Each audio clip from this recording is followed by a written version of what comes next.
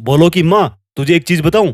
मैं तेरे सपनों वाला अधिकारी कभी नहीं बन पाऊंगा, क्योंकि मैं पढ़ाई नहीं बल्कि पढ़ाई का ढोंग कर रहा हूं। और तब पता है तुम्हारी माँ का अगले दिन से क्या रिएक्शन होगा, सोचा कभी? जीत फिक्स। आज मैं तुम्हें एक चैलेंज दे रहा हूँ कि अगर इस वीडियो को देखने के बाद तुम्हारे दिल में तुम्हारी माँ और तुम्हारी पढ़ाई के लिए रेस्पेक्ट नहीं जागी ना, तो तुम इस जीत फिक्स चैनल को अलविदा बोल के हमेशा के लिए जा सकते हो। क्योंकि इस चैनल के सब्सक्राइबर काउंट मेरे लिए इतने वैल्यूएबल नहीं है जितना तुम्हारे लिए तुम्हारी माँ और तुम्हारी पढ़ाई है। मैं पढ़ रहा हूँ ना माँ, मुझे भी डिस्टर्ब मत कर, तू आके देख ले।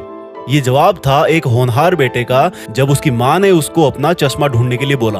और बेटा इतने छोटे से काम से बचने के चक्कर में माँ के सामने पढ़ाई का दिखावा कर रहा था। कितनी शर्म की बात है यार। तुम्हारी माँ सर्दी गर्मी बरसात हर मौसम में बड़ी ईमानदारी से तुम्हारी सेवा करती आ रही है। पता नहीं तुम उसके सपनों वाला अधिकारी कभी बनोगे या शायद नहीं बन पाओगे, लेकिन तुम्हारी सेवा के प्रति तुम्हारी माँ के कामकाज देख के लगता है कि जैसे तुम आज की तारीख में तुम्हारे घर के एक बहुत बड़े अधिकारी हो। तुम्हें पलट के ये जवाब देने में सिर्फ 3 सेकंड लगती है कि माँ मैं पढ़ रहा हूँ। बेटा इस लाइन को ना थोड़ा सा करेक्ट कर लो। हिम्मत है तो जैसा तुम पीठ पीछे कर रहे हो वैसा बताओ। बोलो कि माँ, तुझे एक चीज बताऊं, मैं तेरे सपनों वाला अधिकारी कभी नहीं बन पाऊंगा, क्योंकि मैं पढ़ाई नहीं बल्कि पढ़ाई का ढोंग कर रहा हूँ। और तब पता है तुम्हारी माँ का अगले दिन से क्या रिएक्शन होगा, सोचा कभी? कुछ रिएक्शन नहीं होगा। वो अगले दिन फिर भी 4 बजे उठेगी और उठते ही सबसे पहले तुम्हारे रूम में तुम्हारा कूलर बंद करने आएगी कि कहीं मेरे लाडले अधिकारी को जुकाम ना हो जाए। शर्म की बात है। तुम्हारे स्कूल के टेस्ट तो साल में 10 बार होते होंगे, लेकिन तुम्हारी माँ का इम्तिहान रोज होता है, जब उसको छोटे छोटे कामों के लिए जवाब सुनने को मिलता है कि माँ अभी मैं पढ़ रहा हूँ। अरे बोल दे कि ढोंग कर रहा है। माँ मैं पढ़ रहा हूँ। अरे बोल दे कि देख रहा हूँ कि किस किस ने मेरा स्टेटस देखा। माँ मैं पढ़ रहा हूँ। अरे बोल दो अधिकारी साहब कि तुम किताब को सामने रख के मधुर सपनों में खोए हुए हो। तुम्हारी माँ के सपने सिर्फ और सिर्फ तुम्हारी सफलता तक ही सीमित होकर रह गए। अगर वो खाना बनाती है तो भी यही सोचती है कि पिछले हफ्ते लाडले का पेट खराब हो गया था, अब कहीं ना हो जाए। जब बगल वाली आंटी का लड़का तुमसे 2 नंबर भी ज्यादा लाता है तो तुम्हारी माँ सबसे ज्यादा खुद को कोसती है कि अगर मैं अपने लाडले को बादाम पिछले मंथ से ही देना चालू कर देती तो शायद आज मुझे खुद अपने बच्चे के सामने उसके बच्चे की बड़ाई ना करनी पड़ती। अरे तुम तो स्कूल में जाके रिबूट हो जाते हो, कल के टेस्ट में क्या हुआ था भूल जाते हो, लेकिन तुम्हारी माँ तुम्हारे फ्यूचर की टेंशन में फंसती जाती है। तुम्हें क्या लगता है तुम बहुत ज्यादा स्मार्ट हो?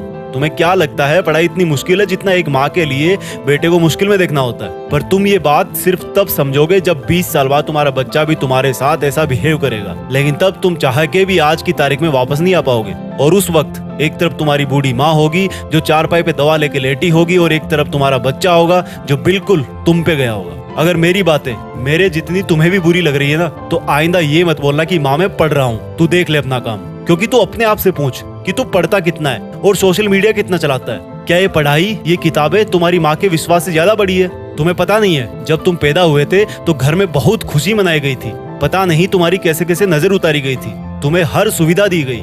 लेकिन जैसे जैसे तुम बड़े हुए इन चीजों को तुमने ग्रांटेड लेना शुरू कर दिया कि ये तो हमेशा से ही ऐसे थी। तुम क्यों नहीं समझने की कोशिश करते कि तुम अपनी माँ के सपनों वाला सक्सेसफुल इंसान सच में बन सकते हो? तुम क्यों नहीं समझते कि तुम अपनी माँ को घर के इतने सारे काम से जल्दी रिटायर करके उनकी बची हुई जिंदगी को आराम से कटवा सकते हो? याद रखना मेरे दोस्त, वो अपने लाडले से प्यार करती है, वो नौकर नहीं है तुम्हारी।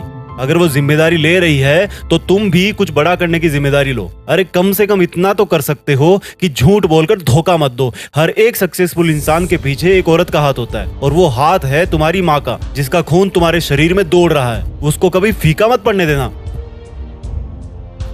इस वीडियो को हर एक उस हिंदुस्तानी स्टूडेंट के पास शेयर करना जिसको आप सक्सेसफुल देखना चाहते हैं। हो सकता है वो अपने माँ के सपनों को पूरा कर पाए।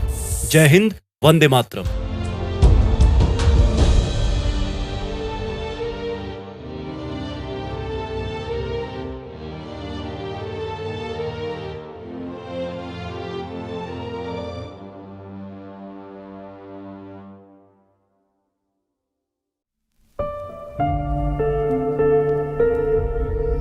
जीत फिक्स।